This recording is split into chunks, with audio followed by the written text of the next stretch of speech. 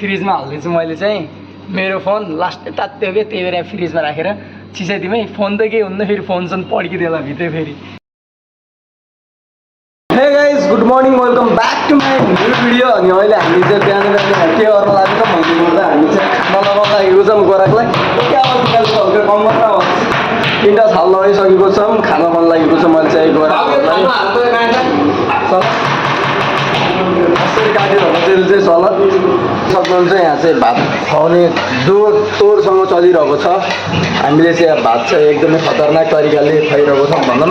ready छ अब मान्छे आउँदैछन् बाहिर आएपछि दिनुपर्ने हुन्छ है अच्छा हुन्छ घोषण पनि यही छ यो पनि काम गर्दैछ हामीसँग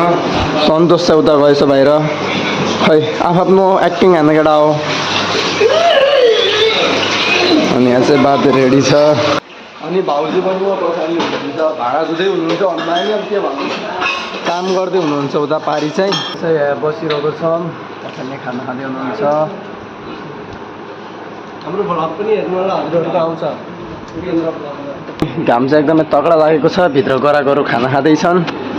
भाउजू चाहिँ यहाँ छिन् यु क्यान सी घाम चाहिँ एकदमै तगडा लागेको छ आज चाहिँ मौसम चाहिँ खानु थपेर आइसकेको छ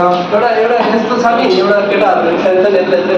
पढेर के गर्ने मलेसिया जाने केटी राम्रो राम्रो राम्रो केटी हुन्छ मलेसिया जाने भन्छन् केटी पाउँछ अरे युनिक चाहिँ पछाडि खडा छ भन्नु नि के भन्छस् भन् त के खान लागेछ हर्लिक्स खाइ के हुन्छ वाउ ताकत आउँछ मैले नि त म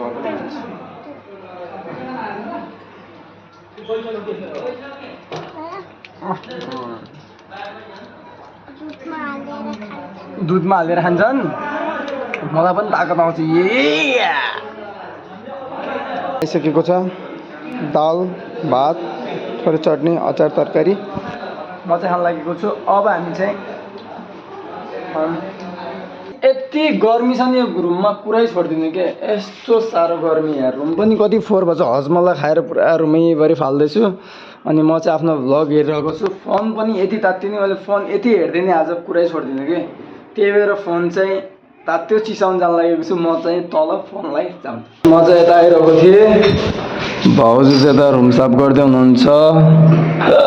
सुत्नु पर्थ्यो कि न हजुर होइन ओ माई गॉड को भेटियो ओ माई गॉड भाग्यो को भेटियो भनेको त युनिक भेटिएको रहेछ यहाँ चाहिँ अनि यहाँ चाहिँ मलाई त रुम साफ गर्न लाग्नु भएको छ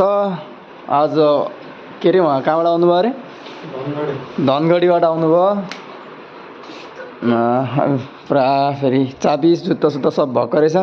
आएर चाहिँ रुम साफ गर्न लाग्नु भएको छ दा यतापट्टि भाउजू चाहिँ उतापट्टिको रुम साफ गरिराख्नु भएको छ आउँदा सायद काम गर्नु परिरहेको छ अनि युनिक चाहिँ पुरा माथिरहेको छ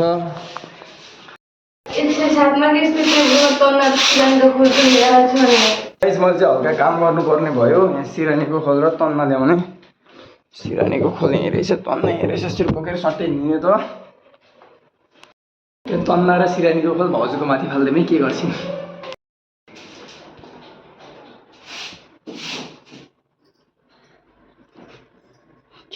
मोबाइल चाहिँ यस्तरी तात्यो मैले चलाउँदा मैले चाहिँ यसलाई फ्रिजमा हाल्न लागेको छु हल्का चिसो गराउनलाई फोन यस्तो तात्तेछ नि त्यही भएर फोनलाई चाहिँ मैले एडिटिङ गरी त्यही भएर यसलाई चिसाइदिउँ है यसलाई राख्दिनँ त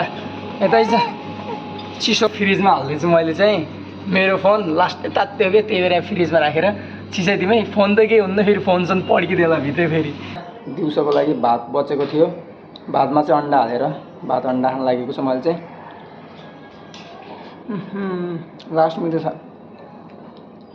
दामी सनसेट हुन लाग्यो आमा यस्तो दामी भइरहेछ सनसेट उता पारी त्यहाँ त्यस्तो दामी देखिरहेछ तल चाहिँ काम गरिरहेछन् जस्तो छ अनि भाउजू भने फेरि बेलुका कपडा धुन लाग्नु भएको छ यत्रो कपडा बाबा यत्रो कपडा धुनु भाउजू सुज पनि धोइदिनु त होला होइन यत्रो कपडा धुन लाग्नु भएको छ भाउजू चाहिँ भित्र फेरि पुरा गाना सुन्दै त्यही पनि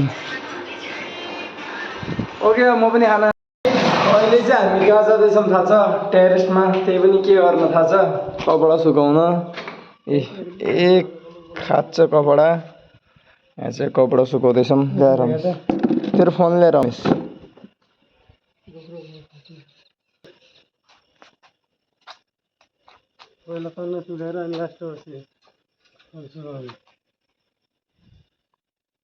भाउजू नि आइसक्यो